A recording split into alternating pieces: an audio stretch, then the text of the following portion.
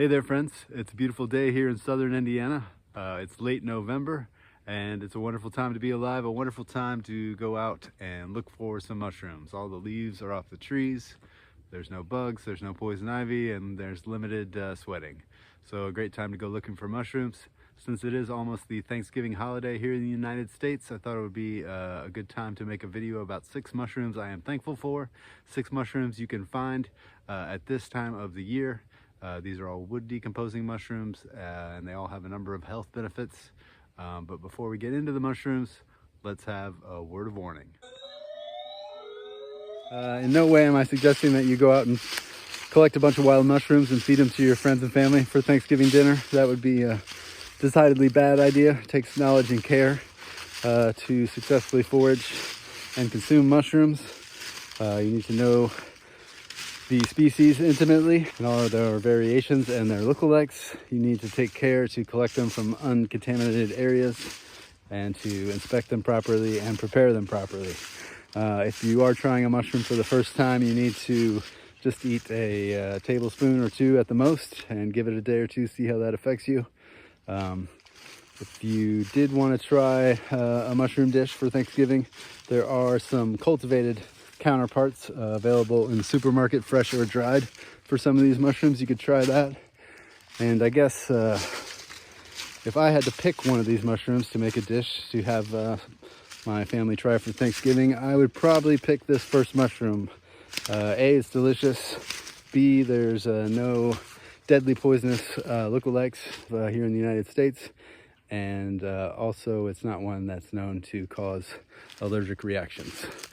That would be our first mushroom, the oyster mushroom.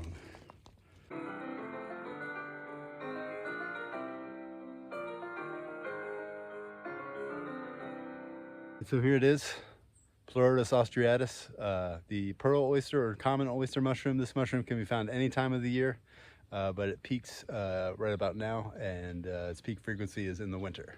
So normally this mushroom would be popping out in clusters. We'd have some more friends. This one's a little lonely. But yeah, it's this clam shape. It has gills that run down the stem. They can be brown, white, kind of tan or gray, even a darker brown, depending on how much sunlight and just other variables. But it's a beautiful mushroom. It smells slightly fishy or kind of like a lakeside, and it tastes amazing. There's so many different ways to use these and cook these. It's pretty much my favorite mushroom, especially because you can find it any time of the year. Morels taste better, but it's a limited season and there's a lot of competition for those. Not quite so much for the oyster mushroom. This is how you'll typically find them in groups of small clusters. But yeah, these oyster mushrooms grow on less rot-resistant hardwoods such as beech, maple, cottonwood, and elm, to name a few. This oyster mushroom is very widely distributed. It's one you can find all over the world, especially in Europe and North America. So you might have a chance to find some of these yourself. For all these mushrooms, the biggest health benefit is going to be the quality of the dietary fiber and also the exercise you get while out foraging for them. But this mushroom in particular has antioxidants, so help fight cancer. It has immunoregulating polysaccharides and lots of trace minerals and B vitamins and things that will improve your brain and heart and teeth, among other things. But yeah, that's a really cool, really amazing, really delicious mushroom that I am very thankful for. So now let's move on to our second mushroom, the pear-shaped puffball.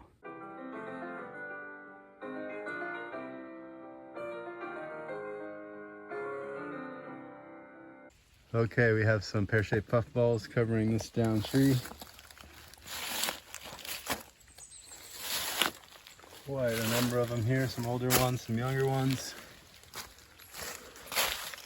And have some growing on buried wood in the ground at the base of this stump. Called the pear-shaped puffball. Because when you pluck it, turn it upside down, it has a pear shape.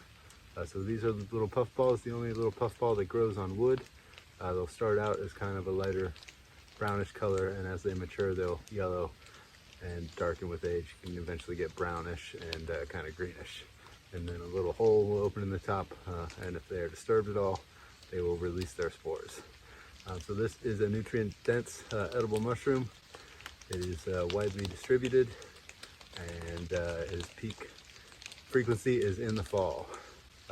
They're only edible if the inside of the puffball is white. So this one is probably pretty good. If it has just even the slightest touch of yellow or green, you don't want to eat it. It will have an off taste and not be very good. For example, this one is a bit older. Oh God, I just shot juice all over myself. And this one is like a slimy green, wet goo inside. If it was drier, it would puff a cloud of spores. Oh my. Don't breathe in mushroom spores. That's not a healthy thing to do. Okay, so let's move on now to our third mushroom, the resinous polypore.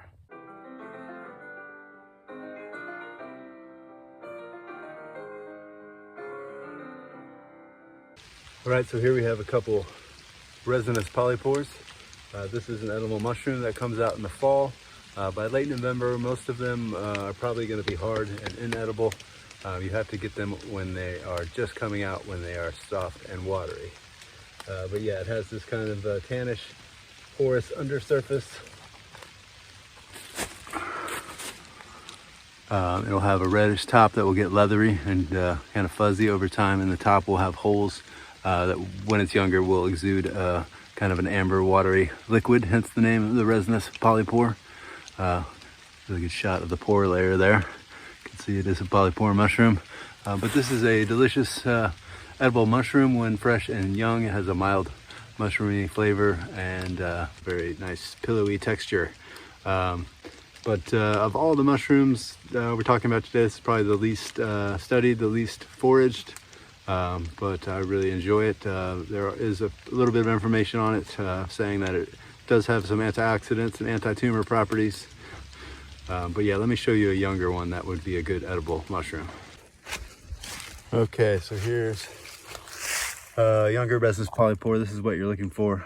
You can either just cut the outer margin off with a knife, or you can pluck them off and take them home to trim later. But the older they get, the more you just want to eat toward the outside of the mushroom, and eventually they'll just get too tough. But yeah, there it is, our third mushroom that we're thankful for, the resinous polypore. Let's move on to the fourth mushroom, the turkey tail mushroom.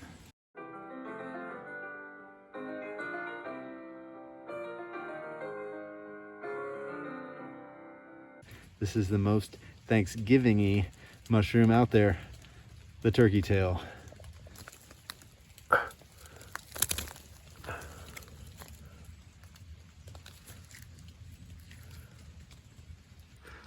This is not an edible species, but it is a very valuable functional mushroom, very well studied medicinal mushroom. Many people take these in supplements or in tea form or extract form for all their beneficial properties. Anti-cancer, anti-inflammatory, might improve recovery from exercise or protect your liver, boost your immune system. It has quite a number of properties that are beneficial, but it's a really cool mushroom. Easily found in the woods. It's probably the third most common mushroom out here. This is another very widely distributed species. They persist, they don't readily degrade, so you can find them at any time of the year. But this is actually their peak growing season. Easy to find, it's not discriminating on what it decomposes. It can grow on 70 different kinds of hardwoods, and I've even seen it on grapevines. Has all these nice bands of color. It gets a little darker when it's wet, not quite as strikingly beautiful when they're wet, but they'll have bands of color of gray, blue, brown, beige, white. They can even be green if there's algae involved. You can almost see the pores here. They're just barely visible to the human eye, but you can see them. But yeah, that's not an edible mushroom, but you could throw it in a soup like a bay leaf and fish it out. But yeah, that's definitely a mushroom to be thankful for. Let's move on to the fifth, the honey mushroom.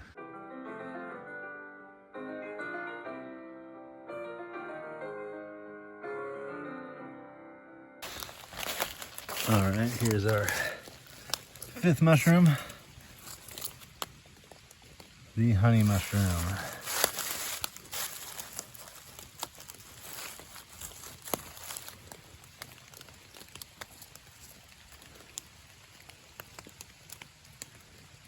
Okay, here are our little honey mushrooms found at the base of a little elm tree there. You can find these on rotting wood stumps or at the bases of trees. There's kind of honey color, might have a little darkened center and on the margins. They will have a ring. When they're younger, they'll have a ring and a cottony partial veil that will break off. But yeah, these are a little too far gone to eat. You really want them when they're nice, tight, fresh caps. And when they do come out, they'll be a lot darker and they'll have little white spots, kind of like a shiitake. But yeah, this is the bulb-based honey mushroom or bulbous honey mushroom, Aemillaria gallica. These have antioxidants. They can help regulate your blood sugar levels. That might protect your brain health and also are immunoregulating as well. But yeah, this is a widely distributed mushroom that can be found in the fall, right at this time of year. I've noticed recently that I'm finding a lot of these on top of logs where little squirrels have grabbed them and been chewing on them. So they might not be as rare as I thought. They're just getting consumed by the animals before I could ever get to them. But yeah, there it is. The fifth mushroom, Aemillaria gallica. Definitely not a beginner mushroom. Any cap and stem mushroom is not a beginner mushroom, particularly one with a ring and a bulbous base. That can look a lot like an amanita mushroom, and amanita mushrooms can be deadly poisonous. So you really want to know what you're doing if you're going to consume some honey mushrooms. All right, let's move on to our last mushroom that we're thankful for, the Enoki.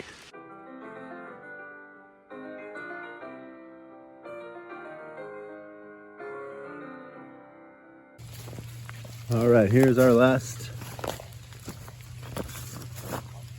late November mushroom, the Enoki mushroom, also called the winter mushroom or the velvet shank or the velvet foot.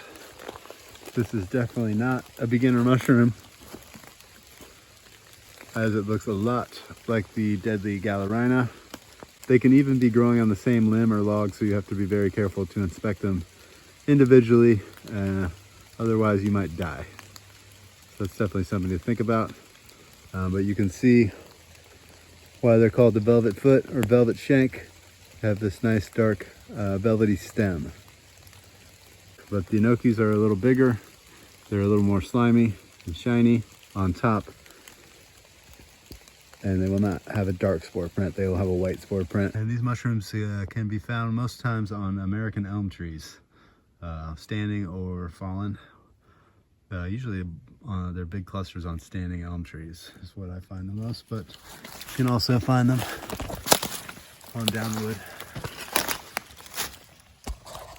as well.